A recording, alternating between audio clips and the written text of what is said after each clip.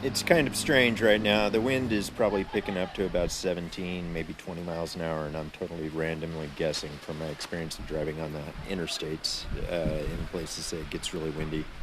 But it's definitely higher than average. And as you can see in the far off there, the trees are blowing pretty good. Uh, the trees at the house, they're doing their thing, but they're maple trees, and maple trees are leafy, etc. So they're a little more bendy, like willow trees, I guess. The smoke is getting heavier through the day. Janelle showed me in a satellite image earlier this afternoon, or maybe it was this morning, of the smoke from the different fires around us. We don't have any that I'm aware of that are particularly close, but the smoke is blowing in from the other fires, which are huge, and so it's definitely affected our sky color. It's given it that eeriness. Uh, Mortis and I were hanging out on the deck here earlier. I posted a video onto my Travels with Brew page and showed it. And even then, it just wasn't that heavy. Um, but what it's doing right now is it's gusting, uh, and then it settles down for a minute, and then it starts to threaten to pick back up. And the gaps of time between are getting shorter, and the gusts are getting a little bit stronger. Uh, I'm a little bit worried about my gazebo because aerodynamics, and I can't decide whether to close the curtains and try to keep the wind from getting up underneath it, because aerodynamically it's designed to lift.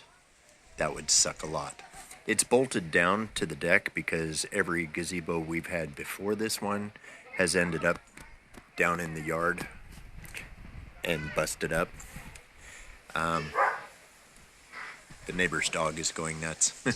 They just mowed their lawn in this stuff. It's pretty weird. I would not have thought to, hey, Ian, how are you? Pass the scotch. Amen, brother. Hi, Todd. Uh, the Right now it's coffee and cigar. I had barbecue hamburger for dinner. It was kind of weird barbecuing in windy, smoky outside. Hardly the ideal, but what the heck? It's holiday weekend. You're supposed to barbecue. So we did. Last night the wife made some awesome shrimp fettuccine. Oh man, it was good. And I went back for seconds because I was afraid if I didn't, there wouldn't be any seconds. And it was too much. My stomach went on overload. It was like eating 8 pounds of turkey. Anyway, I just wanted to share because the wind was picking up before I started the live video, and it was getting kind of nasty enough to think, hey, maybe we could share that. Of course, Mother Nature sees me kick on the video, and she turns down the wind. I keep wanting to post videos and stuff like that. It's really strange. I don't feel as uninhibited as I was out in the truck, because out in the truck I'm by myself. And out here, Janelle will come out and she wants to talk or not talk, and the neighbors are, just literally 20, 30 feet away in both directions. So it feels strange talking to myself. I'll get over it sooner or later and start making videos again, I promise. Yeah, I'm hoping that the wind will really kick up for something dramatic while I'm videoing, but on the other hand, I'm kind of hoping it doesn't. Like I said, I've got to tie down the curtains or close them, one of the two. I haven't made up my mind. I think it would be smarter to close them, but when they're closed, they're not secured at the bottom. They'll zip closed, and they're fairly heavy, but they're like sails. So, you get tens, maybe hundreds of pounds of pressure when the wind hits them, and they could tear or whatever, and I don't want that either. I don't like the wind. I like it to get rid of the smoke. That would be nice, but I'd like it to get rid of the damn smoke and then turn off. That would be the best. My brother, Warren, got out of Sacramento, the lucky dog. I guess it's really terrible down there. The smoke and heat was just, it's oppressive. And he's very susceptible to air conditions and pollutants and allergens and whatnot. So he and his wife are celebrating his birthday up on the northern coast of California. And she posted a great clear picture of the ocean. It's just refreshing to even look at, and I'm certain that he's enjoying every minute of that. At least I hope he is. He doesn't have the best cell signal. He called to chit chat for a little while and we got disconnected, but I'll hear about it later when he gets home. I don't know if you guys can, if I can zoom in while I'm on. Yes, I can.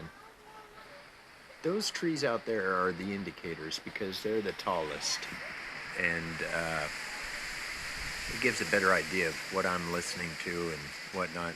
Here inside the gazebo, it's sheltered compared to everything else. It does get really windy here. Janelle and I picked up things and put away all the light material, and you'll notice this little coffee table. I turned that thing upside down because every time that thing will catch the wind and end up, in the backyard, and it's noisy, and everything that sits on top of it gets banged around and everything else.